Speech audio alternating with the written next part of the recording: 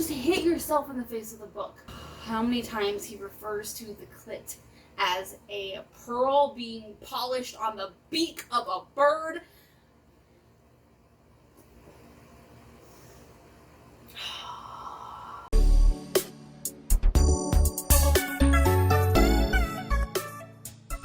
So, hi, welcome back.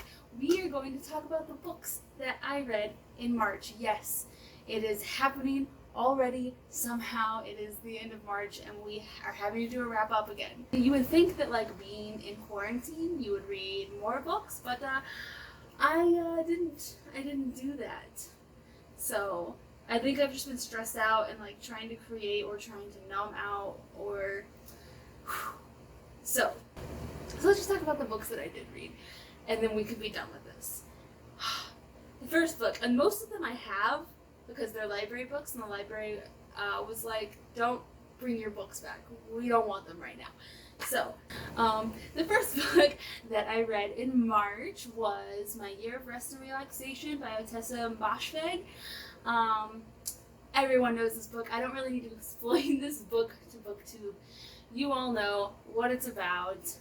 It's about a young woman who wants to sleep for a year, or to just not be conscious or leave her apartment for a year. And it's trippy. I felt, am I losing sleep? Am I having weird dreams? I felt so trippy while reading this book.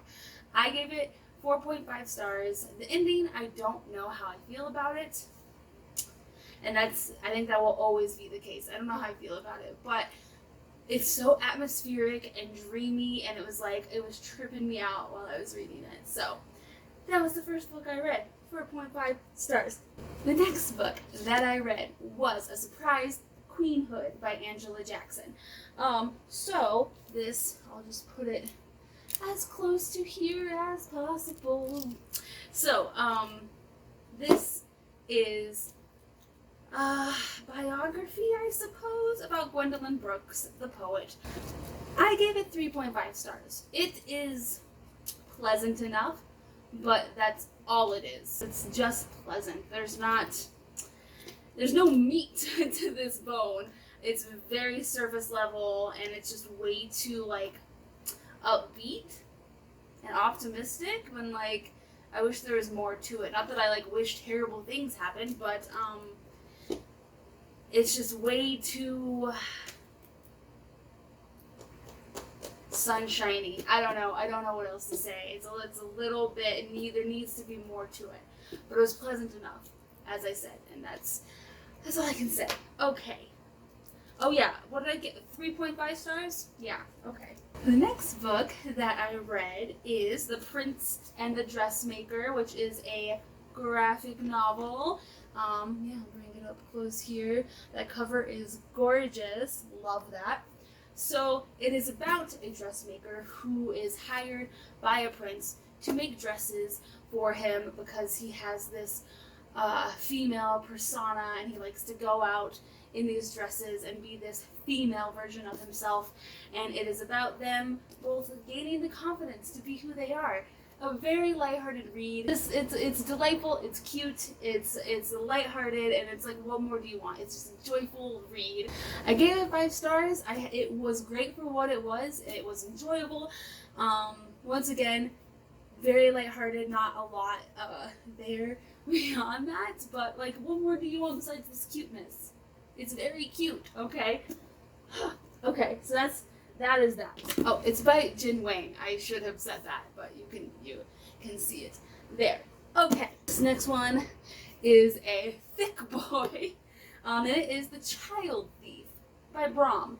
So once again, that is the cover here.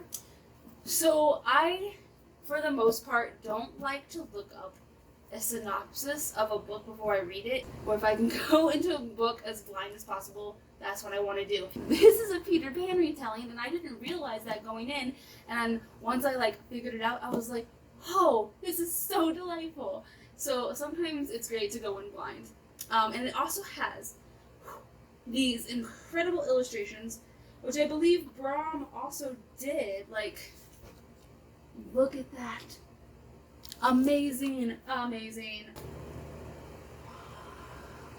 amazing. So, my issue with this book, even though I think it's a great retelling, but it is a dark retelling, this book is very graphic, and I don't read, if I can avoid reading graphic imagery, graphic violence, things like of that nature, I do. I don't read it well. I don't enjoy the experience, but I know sometimes just really good stories have that type of thing in it, and I can like let it slide.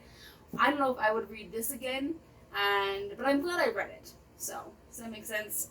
A lot of violence towards children, a lot of child abuse, a lot of violence in general, very graphic in nature. So, but also just like a very good dark Peter Pan retelling. So I give this 3.5 stars. I think I would recommend it to anyone who does not mind anything graphic and who wants a dark Peter Pan retelling. Yes, that's that. This next book has a very special place in my heart, and we will protect it at all costs. So, as a gift, my partner got me a book subscription box called Unplug Book Box. So it came with like a candle, lotion, and like a shower bath bomb.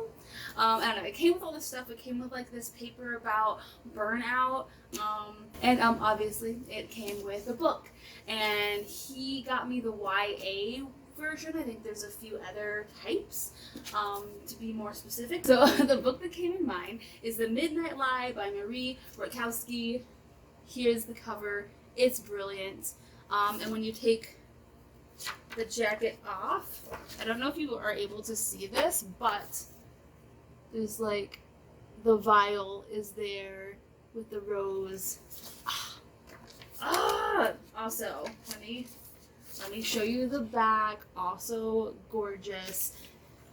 Okay, so this book is so much fun. I had so much fun reading it. The characters are so enjoyable. Like, I took more notes reading this book than I have taken reading a book in a really long time. The characters are so enjoyable. And like, if you are a plot-driven person, the plot is like the subplot, essentially. So it's about this 19-year-old named Niram who lives in this world where there are like class systems. So there's 3 classes, and she is in the poor class, and they aren't allowed to wear like colors or certain fabrics. They're not allowed to eat anything with sugar, so they can only wear earth tones, and they have like a curfew, and they can't leave like their part of the city. And then there's the middle class, which can kind of go in between the lower and the higher, and they have a little bit more privileges. You know, they're allowed to grow flowers, and they're allowed to eat some sweets, and they're allowed to use some fabrics, but it's not as elaborate and as bougie as the higher class. And then there's the high class who have huge castles, and they have endless parties, and it's all frivolous, super opulent life. So the main character, Niram, works with her boss slash mom figure to create fake passports so that lower class people can sneak into middle class people to like seek a better life. And she gets thrown in jail for a separate incident having to do with this bird on the back here. And that's where she meets Sid. And Sid is a traveler from a different world, which most people don't believe a different world exists. This is like not, people don't know what this is. And Sid is there to find the magic that she knows exists there, and to steal it and take it back to her homeland. So they both meet in prison. They're both there for various reasons. So, and then they start to fall in love, and it's gay, and Sid likes dressing like a guy, and she's like super androgynous, and Niram is like, what? And Sid is so sassy and dreamy, and I just, it's so good. The majority of the story is like the character inner feelings and like the love plot, and then the plot of them finding magic in the high class area is kind of a B plot, and like, but there's a twist ending that you do not see coming, and it is phenomenal. And book 2, there are rumors that it is from Sid's perspective, and I am ready for it. If you like gay fantasy adventures, like, this is the book for you. And it's the book for me, and I loved it so much, I gave it 5 stars. Okay, we're moving on. I might just, like, I want to reread this. I wish it, I don't know, it's good. It's a good book, and we like it. Okay, here's a 180. The Ale House at the End of the World by Stefan Allred. It's just boop, boop, ba-doop, boop, boo. Yeah, that's what he looks like, which is a very impressive photo. So, this book. What do I do with this book? Because I picked it up because the name indicates that it might be a similar writing style to Douglas Adams' Hitchhiker's Guide. It's not. It has a lot of philosophical points having to do with the afterlife. So basically, the plot is this fisherman gets a letter from his beloved. He's been stranded on an island all this time, and she's saying, and they're older. They're like, I imagine them being like in their 50s. So she's saying that she's dying, and to meet her at the Isle of the Dead. So he sails and gets swallowed by a whale, and he ends up, luckily, on the Isle of the Dead, where it is run by these 3 birds. One of them is a crow, who's an asshole, and just violent, and super, like, egotistical, and just, like, a complete wank. And so he's stranded there, and he's trying to find his beloved, and there's this goddess that gets involved with, like, the new leadership of the island, and all of the birds befriend the humans, and it's like, it's this whole thing. But the biggest thing about this book is that it is mostly like human on bird erotica. There is a good, I would say a good third of this book is bird on human erotica, sex. Bird on human sex, or like people, the birds can like change so that half of their bodies are human, but their heads are still birds, but they're still like, this dude did a lot of research about bird anatomy in regards to how it sexually interacts with the human. If you want to read detailed depictions of that, it's in here. That's not what I signed up for. I didn't sign up for this pseudo furry shenanigans. Okay, I didn't sign up to read about how many times he refers to the clit as a pearl being polished on the beak of a bird.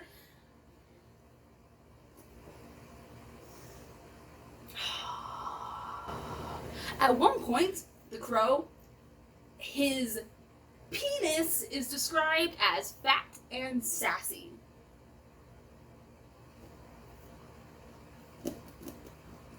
So that's something.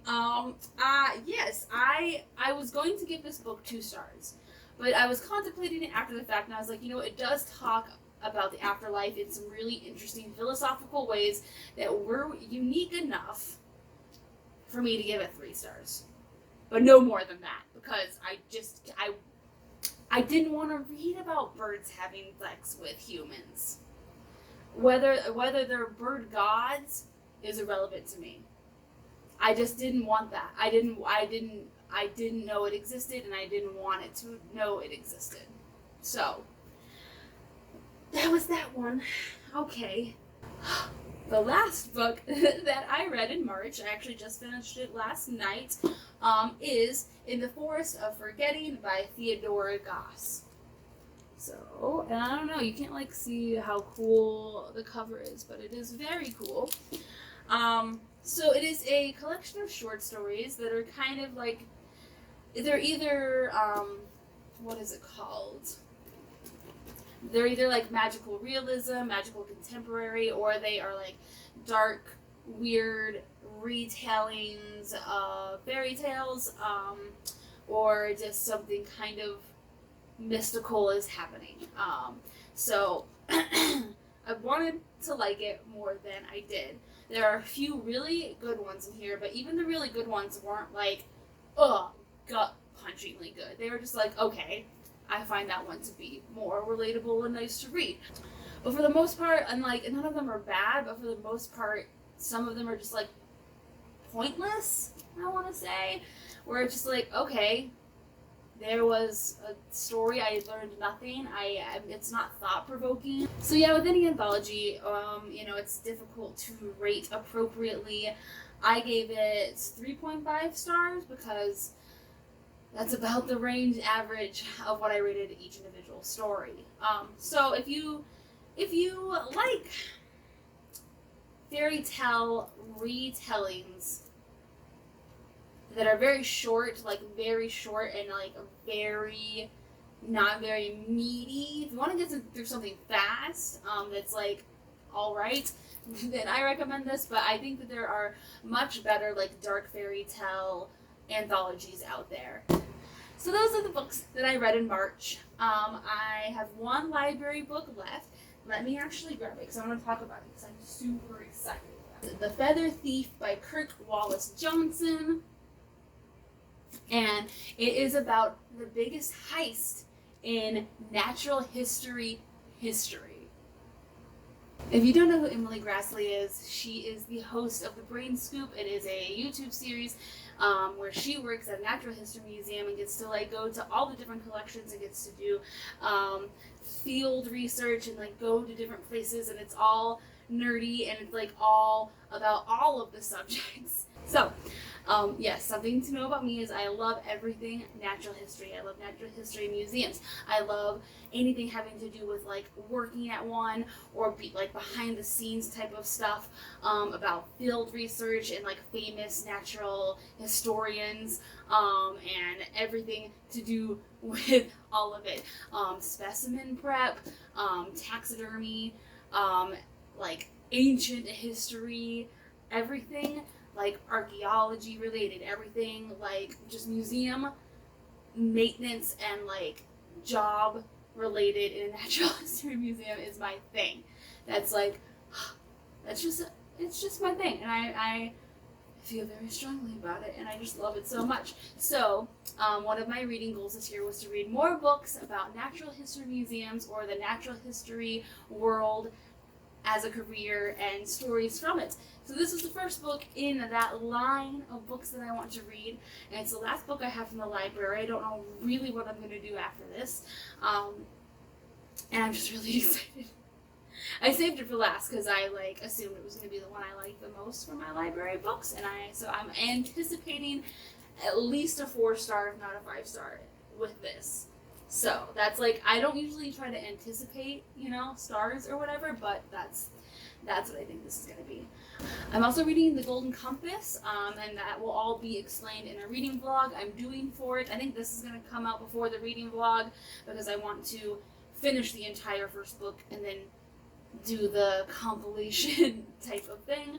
And I'm going to do one for each of the books. I've only ever read the first one, and then I saw the movie, which I loved, and I explain it all. And I haven't seen the TV show, but I want to after I read the books. But anyways, so I'm currently reading that. I'm going to be counting it in my April reads just because I'm not even halfway done, and that's kind of where I try to cut them off and divide them so it makes sense to me. Anyways, 8 books. Which isn't a lot, but it's what I'm capable of right now, because times is rough, and we're doing what we have to do. So, yes, I will see you all again in my reading vlog, and you'll get to see my daily life, which is so interesting, I'm sure. Anyways, I hope everyone's doing okay. I know these times are surreal and bizarre, and it's a daily toss-up as to what kind of day I'm gonna have, but today's been a good day, so, besides it being so hot in my apartment. Okay, I will see you guys next time. Have fun reading books and doing whatever else you do with your life. Bye!